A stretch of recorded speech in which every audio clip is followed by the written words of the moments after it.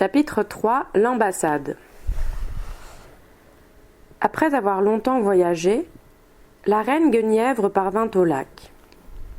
Un vieil homme maigre et renfrogné, qui, s'étant incliné, se présenta sous le nom de Caradoc, conduisit Guenièvre et son escorte sur les chemins menant au château de Viviane. Ce fut assez surprenant de le voir s'enfoncer tranquillement sous les eaux du lac.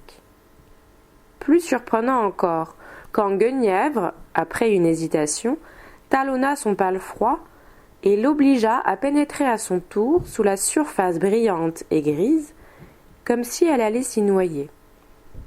Mais on vit l'eau s'écarter, s'ouvrir à son passage, et quand, au moment où sa tête allait être avalée par l'illusion du lac, elle tourna le visage et dit « Suivez-moi », les hommes de son escorte obéirent.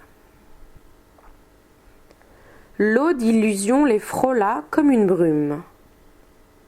À peine eurent-ils avancé de quelques pas, elle s'évanouit, laissant place à une lumière vive et douce à la fois, la lumière d'un printemps perpétuel.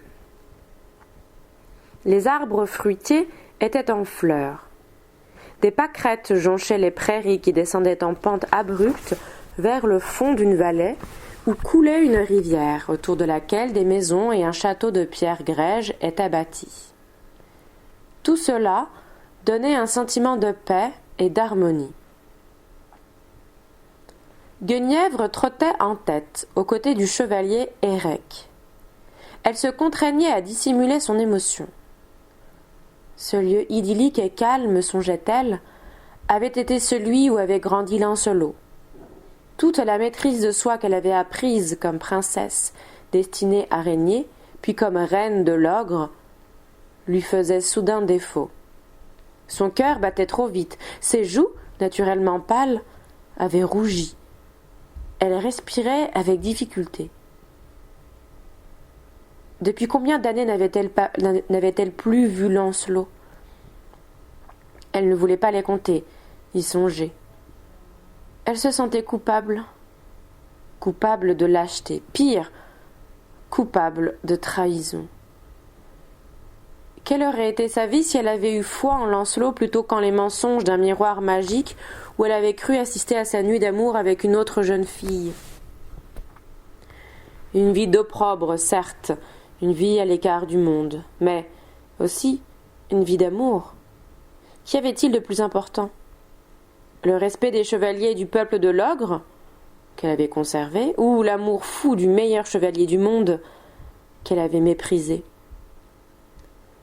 Depuis 10 ans que Lancelot avait disparu, elle se posait la question. Agacée par ses propres pensées et leur inutilité, Guenièvre frappa le flanc de son cheval et demanda au vieux Caradoc qui marchait avec elle. « Serons-nous bientôt arrivés ?»« Vous êtes ici, madame. Remercie Viviane de ne pas vous avoir noyé quand vous entriez dans le lac. » Pourquoi l'aurait-elle fait? Caradoc s'arrêta sur le chemin, à peu de distance d'un pont-levis abaissé sur la rivière. Il se retourna et regarda la reine droit dans les yeux. Dame Viviane a aimé Lancelot. Blessée et furieuse du regard de reproche que lui lançait le vieux précepteur, Guenièvre répliqua. « Et moi, je ne crois pas l'avoir détesté. » Caradoc s'inclina avec ce qui parut à Guenièvre de l'ironie. « C'est toute la différence entre Dame Viviane et vous, reine Guenièvre. Ses sentiments sont entiers. »« Prétends-tu que les miens sont les sentiments de l'épouse d'Arthur, dit-il. Ils sont forcément mitigés. » « Je n'aime pas tes sarcasmes, précepteur. Que veux-tu dire? » Lorsque Lancelot ne s'appelait encore que l'enfant et que j'étais son maître, il me battait chaque soir aux échecs. Sa stratégie était simple et complexe à la fois. Il fondait son jeu sur celui de sa reine, une reine manœuvrière et sans audace, mais qui vainquait toujours. Guenièvre tira si fort sur la bride que son cheval, surpris, se cabra à demi. « Qu'insinues-tu, que je serais cette reine? Est-ce là le portrait que tu ferais de moi ?» Madame, vous seul savez, je l'espère, si j'ai dit vrai ou ai parlé en l'air. Après quoi Caradoc, d'un pas plus martial qu'on aurait pu l'attendre, d'un si vieux et si raide personnage, franchit le pont-levis.